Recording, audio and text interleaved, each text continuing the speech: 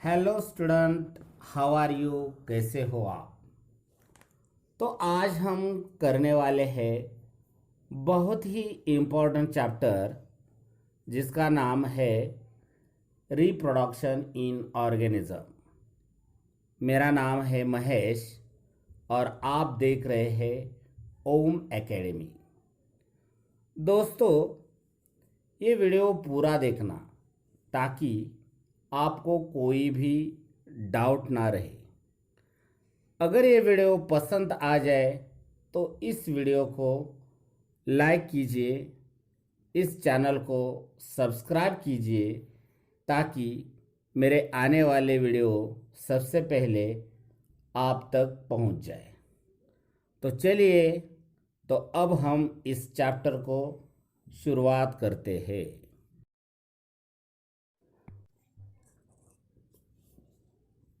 चलिए, अब हम शुरुआत करने जा रहे हैं। आपके सामने ये जो तस्वीर में दिखाई देने लगे हैं, इनका नाम है पंचानन माहेश्वरी। इनका जन्म नवंबर 1904 में जयपुर में हुआ था। Panchanan Maheshwari rose to become one of the most distinguished botanists not only of India but of the entire world.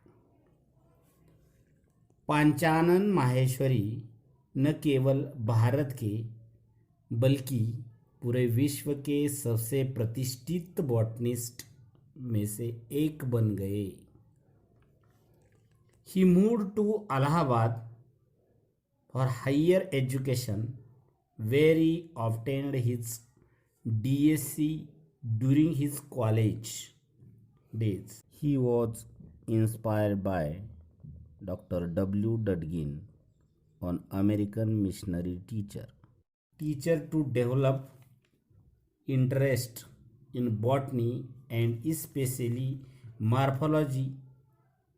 वह उच्च शिक्षा के लिए इलाहाबाद चले गए, जहां उन्होंने डीएससी की अपने कॉलेज के दिनों के दौरान वे डॉक्टर डब्ल्यू डडगिन से प्रेरित थे। वे एक अमेरिकन मिशनरी टीचर थे।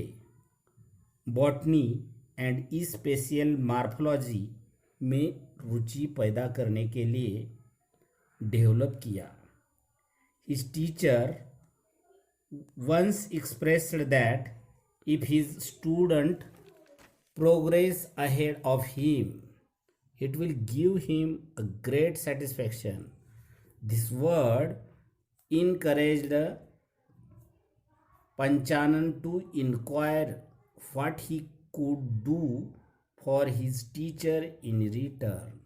उनके टीचर ने एक बार कहा था कि यदि उनके स्टूडेंट उनके आगे बढ़ता है, इससे उसे बड़ी संतुष्टि मिलेगी। इन शब्दों ने पंचानन को यह पूछने के लिए प्रोत्साहित किया कि बदले में वह अपने शिक्षक के लिए क्या कर सकते हैं। He worked on embryological aspect and popularized the use of embryological character in taxonomy.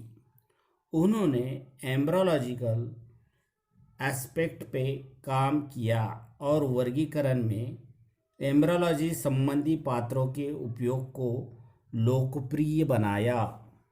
He established the Department of Botany, University of Delhi as an important center of research in embryology and tissue culture. उन्होंने Delhi university के वनस्पति विज्ञान विभाग के embryology और tissue culture में अनुसंधान के एक महत्वपूर्ण केंद्र के रूप में स्थापित किया। तो he also emphasized the need for initiation of work and artificial culture of immature embryos. Their days tissues culture has become a landmark in science. आज के समय में टिश्यू कल्चर विज्ञान के क्षेत्र में मील का पत्थर बन गया है. He worked on test tube fertilization and intra-ovulation pollinations, won worldwide acclaim. Test tube fertilization and intra-ovulation pollination पर इनके काम ने दुनिया भर में प्रशंसा हासिल की. He was honored with fellowship of Royal Society of London (FRS), Indian Science Academy and several other institutes of excellence. उन्हें रॉयल सोसाइटी ऑफ लंदन की फेलोशिप से सम्मानित किया गया था.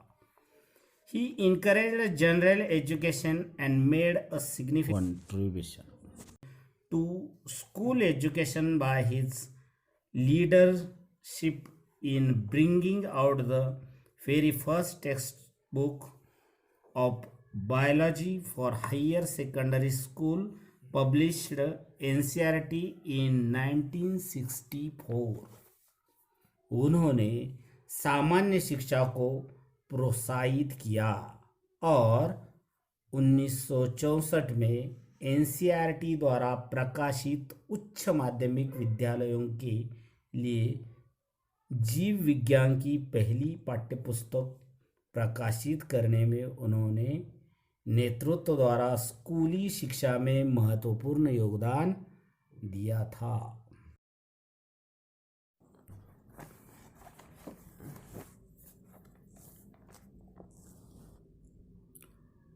तो चलिए शुरुआत करते हैं. Each and every organisms can live only for a certain period of time. यह लाइन हमें यह बताना चाहते हैं कि प्रत्येक ऑर्गेनिज्म एक निश्चित पीरियड तक ही जीवित रह सकता है. आगे बढ़ते हैं. The period from birth to the natural death of an organisms represent its life span. तो सबसे पहले बात करते हैं लाइफ स्पैन की. तो लाइफ स्पैन क्या होता है? तो हमारे जन्म से लेकर मृत्यु तक का जो सफ़र है उसे हम लाइफ स्पैन कहते हैं. तो the period from birth to the natural death of an organism represent its life span, यानी कि हमारे जन्म से लेकर मृत्यु तक के पीरियड को लाइफ स्पैन कहते हैं. तो आगे बढ़ते हैं. Life span of a few organism are given in figure 1.1. आपको कुछ ऑर्गेनिज्म के लाइफ स्पैन दिए गए हैं फिगर 1.1 में. तो several other organism are draw for which you should find out their lifespan and write in the species provided. इसका मतलब है कि आपको कुछ ऑर्गेनिजम्स दिए गए हैं जिनके लाइफ स्पैन आपको पता लगाना है और उसे लिखना है. Isn't it both interesting to note that it may be as short as few days or as long as a few thousand years? Between these two extremes are the lifespan of most other living organisms. You may note that lifespan of an organism are not necessarily correlated with their sizes. हम यह बात बताना चाहते हैं कि organism की lifespan उनके आकार के साथ संबंध जरूरी नहीं है. The size of crows and parrots are not very different, yet their lifespan shows a wide difference. कौवे और पैरट इनके आकार भिन्न नहीं है, लेकिन इनके लाइफ स्पैन में अंतर दिखाई देता है. तो आगे बढ़ते हैं। Similarly a mango trees has a much shorter life span as compare to a peepal tree. अगर हम मैंगो एंड पीपल के ट्री को कंपेयर करें तो हमें यह पता चलता है कि मैंगो ट्रीज का लाइफ स्पैन छोटा होता है पीपल के पेड़ से। आगे बढ़ते हैं। Whatever be the life span death of every individual organism is certainty that is no individual immortal except single celled organism. मतलब लाइफ स्पैन चाहे जो भी हो, प्रत्येक जीव की मृत्यु निश्चित है। That is single celled organism को छोड़ के कोई भी अमर नहीं है। हमें यहाँ पे एक सवाल पूछा है कि Y do we say there is no natural death in single celled organism. Single celled organism की मृत्यु नहीं होती। गिव दिस रियलिटी, इसकी वास्तविकता को देखते हैं। Have you ever wondered now vast number of plant and animal species have existed on earth for several thousands of years. मतलब आपने कभी सोचा है कि हजारों वर्षों से पृथ्वी पर कितनी बड़ी संख्या में प्लांट एंड एनिमल की स्पेसीज मौजूद है। तो आगे बढ़ते हैं। There must be some process in living organism that ensure that's continuity. Living organism में एक ऐसी प्रक्रिया होती है जो इस निरंतरता को सुनिश्चित करती है। Yes, we are talking about reproduction, something that we take for granted. जी हाँ, हम बात कर रहे हैं रिप्रोडक्शन की, कुछ ऐसा जिसे हम मान ले। तो चलिए स्टूडेंट्स आगे बढ़ते हैं। मैंने अपनी तरफ से लाइफ स्पैन लिख रखे हैं, किंतु जो एनसीईआरटी में लिखा है वही इम्पोर्टेंट है और एग्जाम में वही आएंगे। बटरफ्लाई 1 से 2 वीक तक, कौवा 15 ईयर्स तक, पैरट्स 140 ईयर्स तक, क्रोकोडाइल 60 ईयर्स तक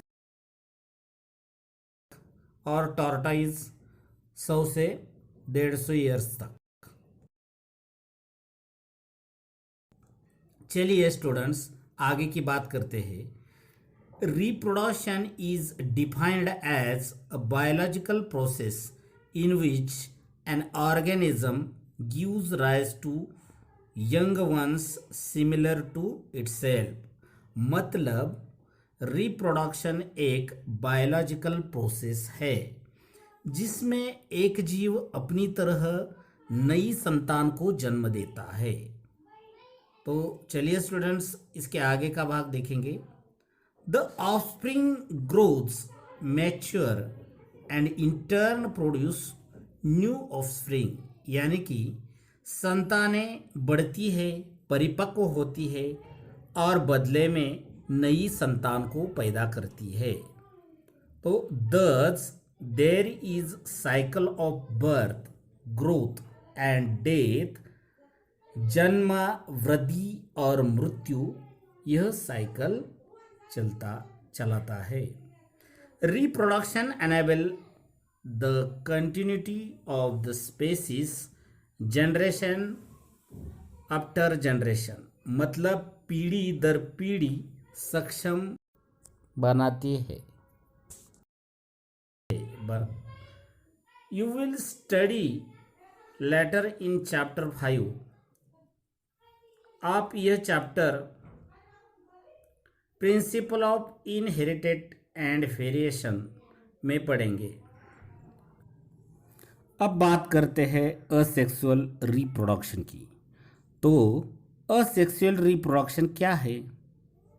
asexual reproduction is the process by which single celled organism produced genetically identical offspring.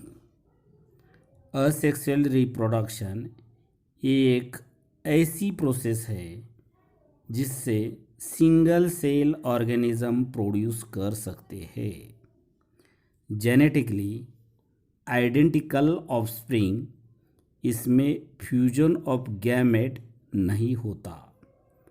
Formation of gamete हो सकता है परंतु फ्यूजन ऑफ गैमेट नहीं होता है। When offspring is produced by a single parent, which or without the involvement of gamete formation, the reproduction is asexual।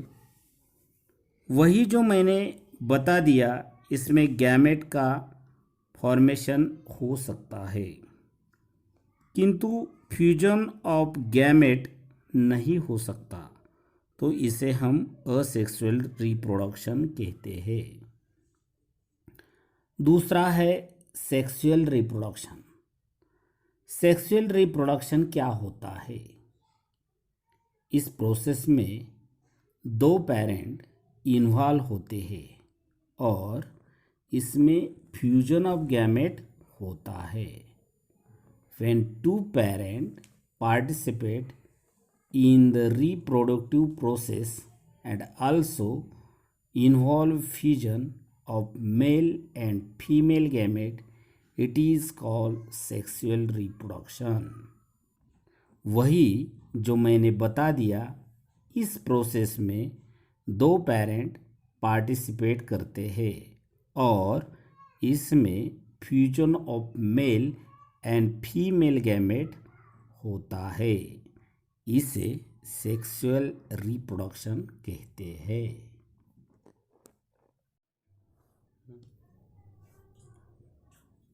अब आते हैं असेक्सुअल रिप्रोडक्शन पे। In this method a single individual parents is capable of producing offspring. इसका मतलब है एक अकेला व्यक्ति संतान पैदा करने में सक्षम होता है, अर्थात असेक्सुअल रिप्रोडक्शन में सिंगल पेरेंट्स पार्टिसिपेट होता है और अपने समान नई संतान पैदा करता है। असेक्सुअल रिप्रोडक्शन में सिंगल पेरेंट्स पार्टिसिपेट होता है और अपने समान नई संतान पैदा करता है। As a result the offspring that are produce are not only identical to one another but are also exact copies of their parents। इसका नतीजा यह आया कि जो संतानें पैदा हुई वे न केवल एक दूसरे के समान होती है बल्कि अपने माता पिता की ही जेरॉक्स कॉपी होती है। आपको यहाँ एक क्वेश्चन पूछा है, Are these offspring likely to genetically identical or different? क्या ये संतान आनुवंशिक रूप से समान या भिन्न होने की संभावना है?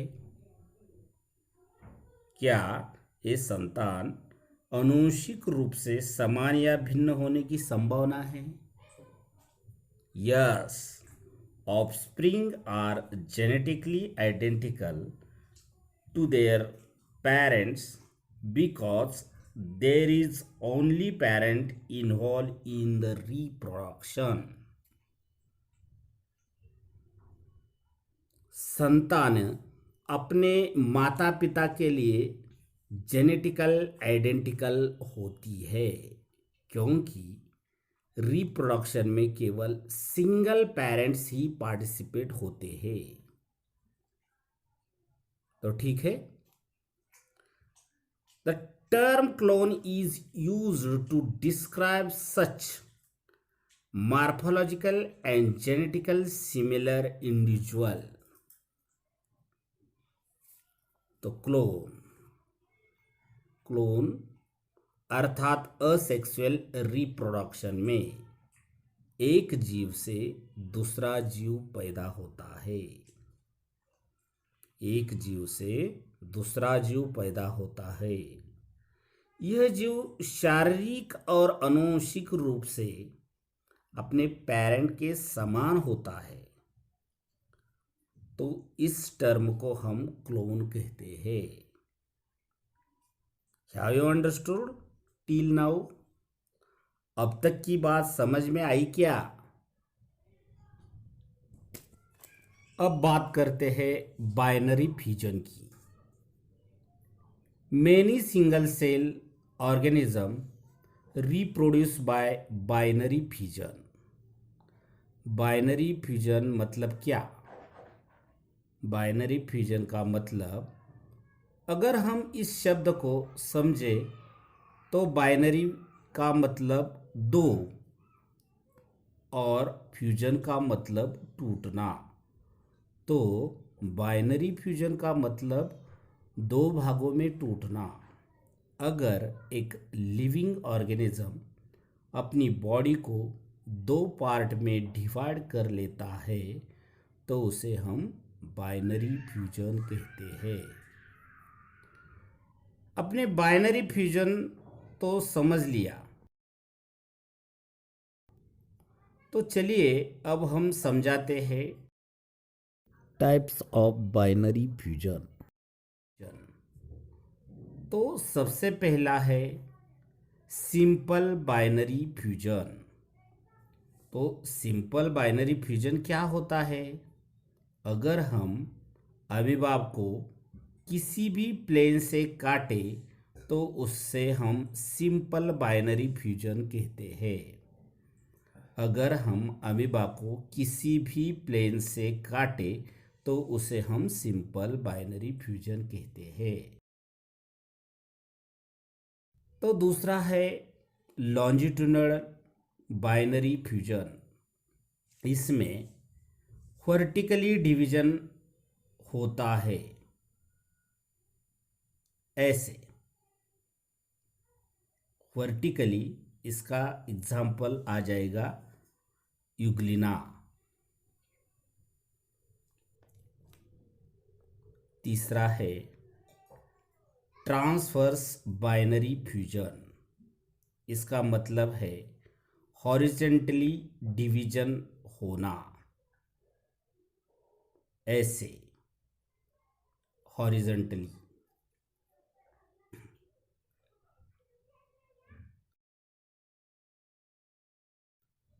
चौथा और लास्ट आता है ऑब्लिक बाइनरी फ्यूजन।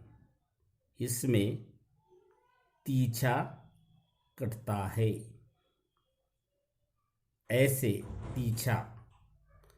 तो इसका एग्जाम्पल आ जाएगा सेराटियम। चलिए एनसीईआरटी से समझ लेते हैं। Many single-celled organisms reproduce by binary fusion, where a cell divides into two halves and each rapidly grows into an abort, that is amoeba paramecium। वही है जो मैंने आपको समझा दिया है। सेल दो भागों में डिवाइड होता है, उसे हम बाइनरी फ्यूजन कहते हैं। तो चलिए अब बात करते हैं बडिंग की। इसे हम एक एग्जाम्पल द्वारा समझाएंगे।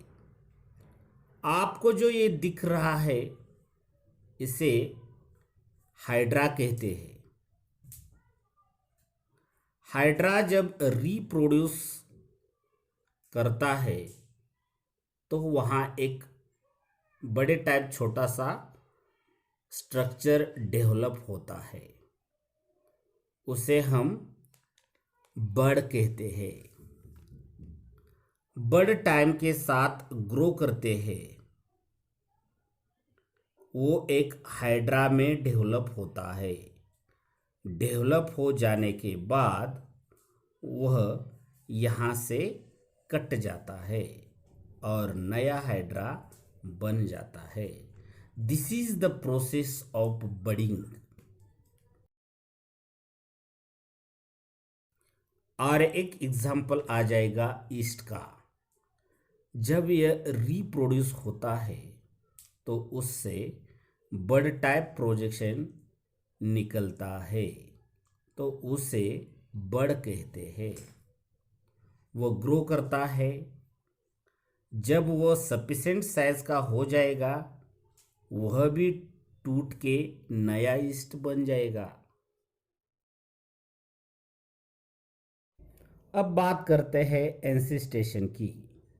Under unfavourable condition the amoeba withdraw its pseudopodia, secrete three-layer hard covering cyst around itself.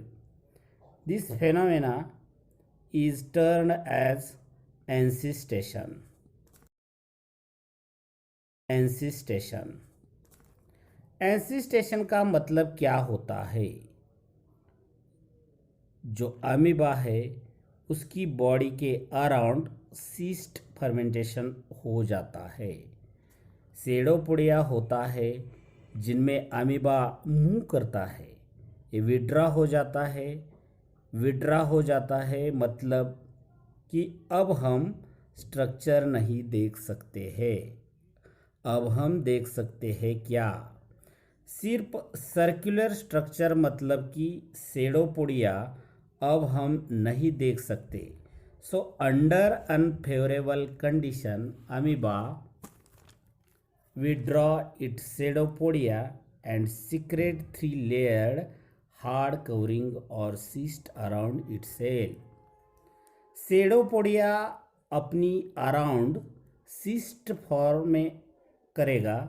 इस प्रोसेस को हम बोलते हैं एंसिस्टेशन। फैन favourable condition return the encystation amoeba divided by multiple fusion and produce many minute amoeba or pseudopodia spores. The cyst wall burst, but and the spores are lubrication in surrounding medium to grow up into many amoeba. This phenomena is known as sporulation. एंसिस्टेशन के बाद क्या होता है कि amoeba ना इस condition में रहते हैं, इसी स्टेट में रहते हैं। बट जैसे ही फेवरेबल कंडीशन आती है तो अमीबा क्या करता है कि ये जो मल्टीपल फ्यूजन होता है इससे रिप्रोड्यूस करने लगता है। मतलब कि बहुत सारे स्पोर्स जनरेट होंगे। स्पोर्स क्या करते हैं? बड़े होके माइन्यूट अमीबा बनते हैं। तो अमीबा बहुत सारे बनेंगे, स्पोर्स बनेंगे थ्रू मल्टीपल फ्यूजन।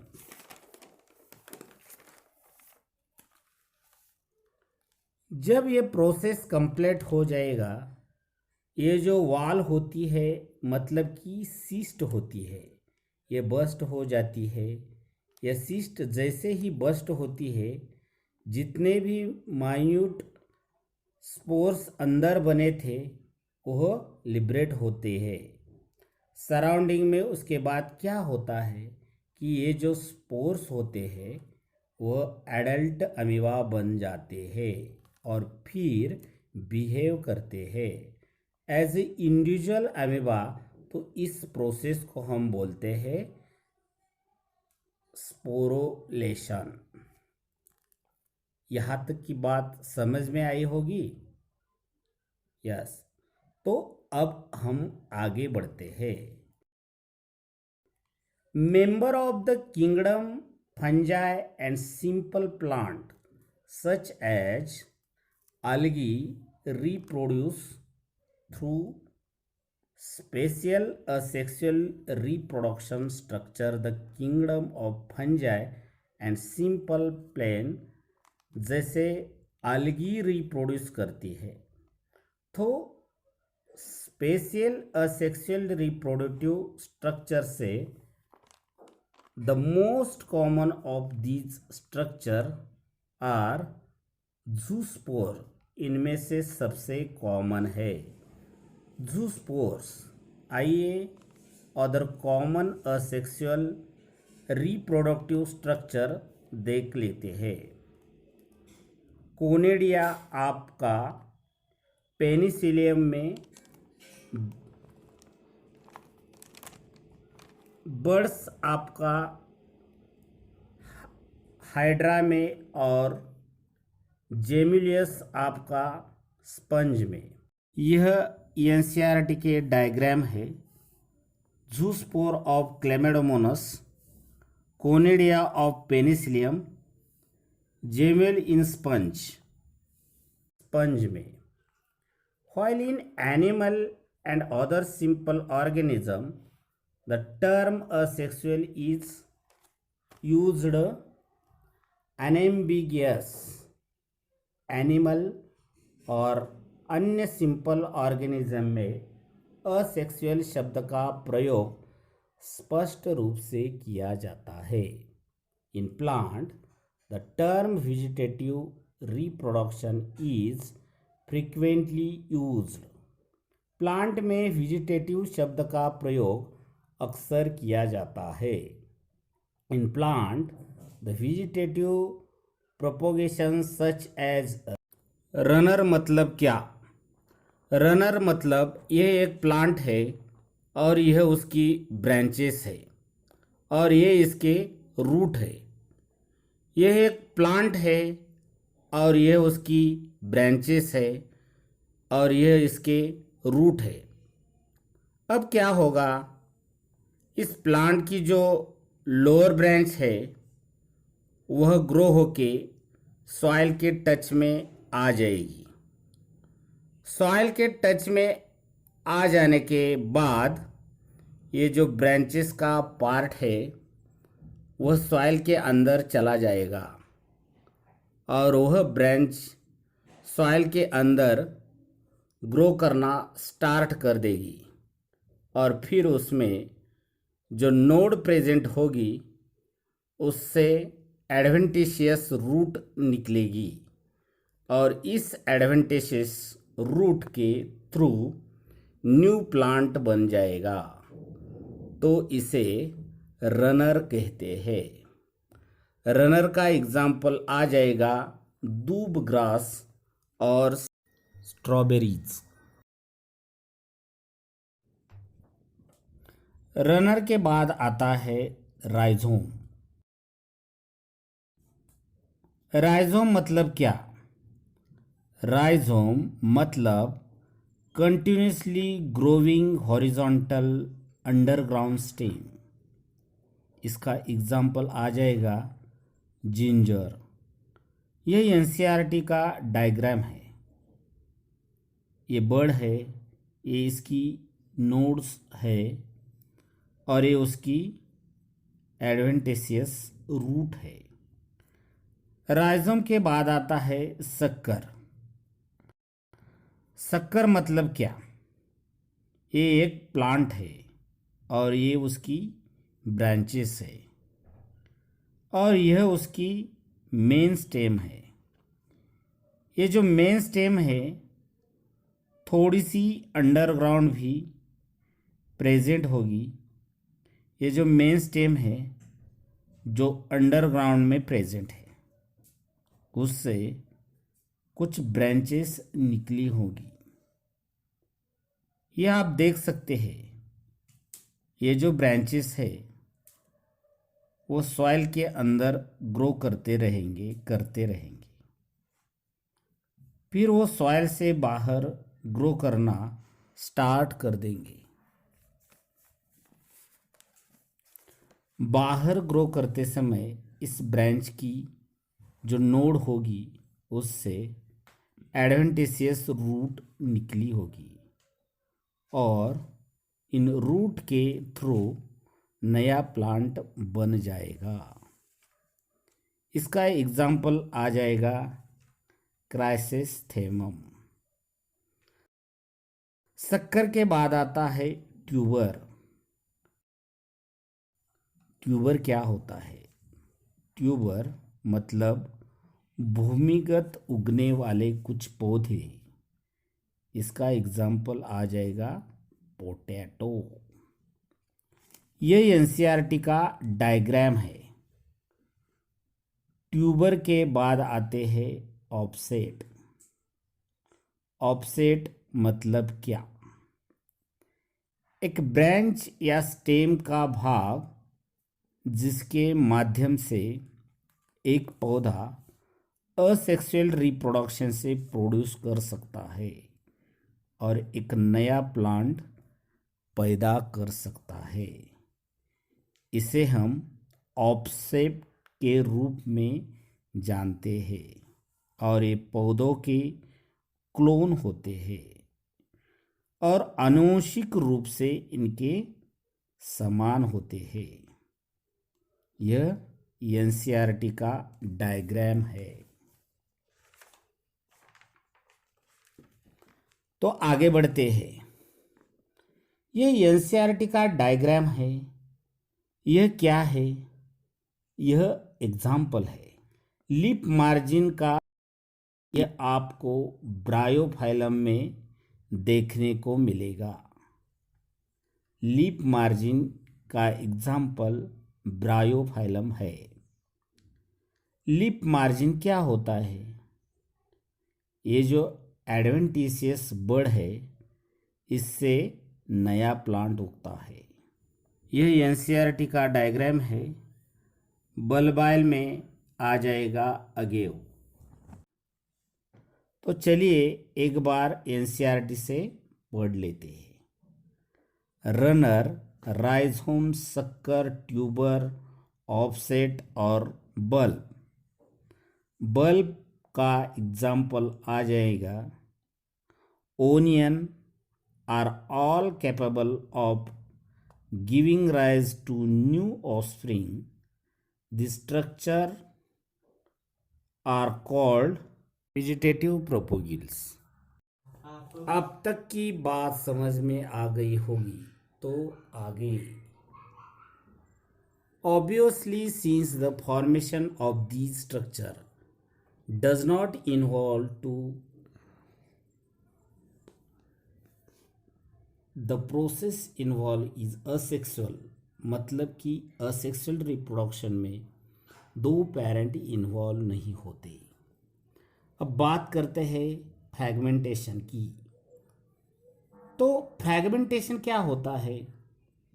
कुछ ऑर्गेनिज्म यदि अलग अलग टुकड़ों में टूट जाता है, in some organism is the body breaks into distinct pieces, each fragment grows into an adult capable of producing offspring। Example आ जाएगा हाइड्रा।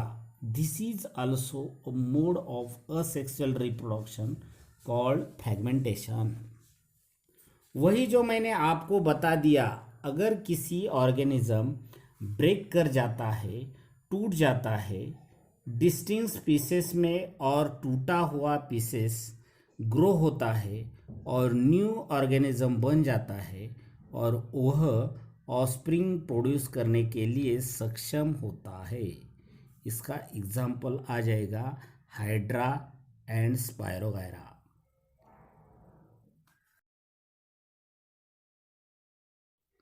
टेरर ऑफ बंगाल, ये क्या होता है? This is nothing but the aquatic plant water hyacinth. यह एक aquatic plant है। यह क्या करता है? Which lead to death of fishes. Its drains oxygens from the water. ये वाटर में ऑक्सीजन निकल लेता है जिससे मछलियाँ मर जाती है। This plant was introduced in India because of its beautiful flower and shape of leaves। इस प्लांट को भारत में इंट्रोड्यूस किया था बिकॉज सुंदर फूलों और पत्तियों के आकार के कारण it is very difficult to get off them. इससे छुटकारा पाना बहुत मुश्किल है।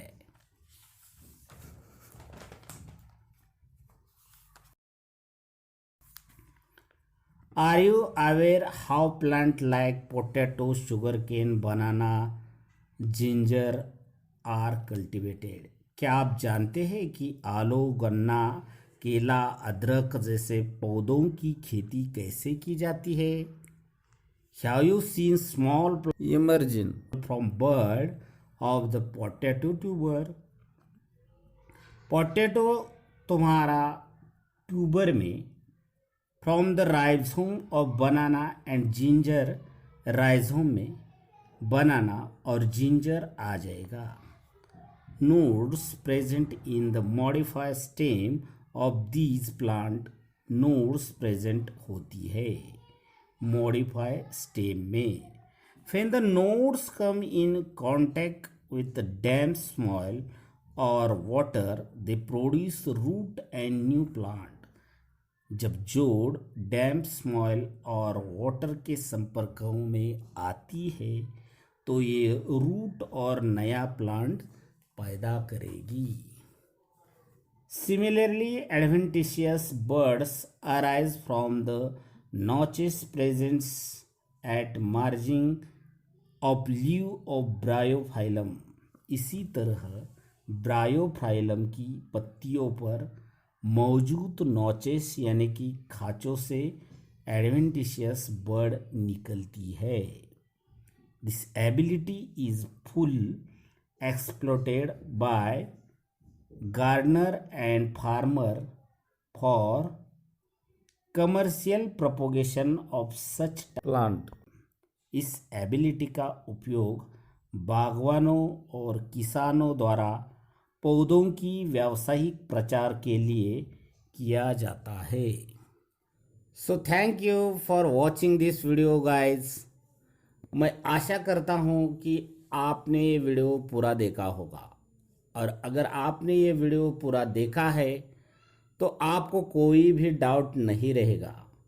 अगर ये वीडियो आपको पसंद आ जाए तो इस वीडियो को लाइक कीजिए, इस चैनल को सब्सक्राइब कीजिए, और आप इस वीडियो को अपने दोस्तों को भी शेयर कीजिए।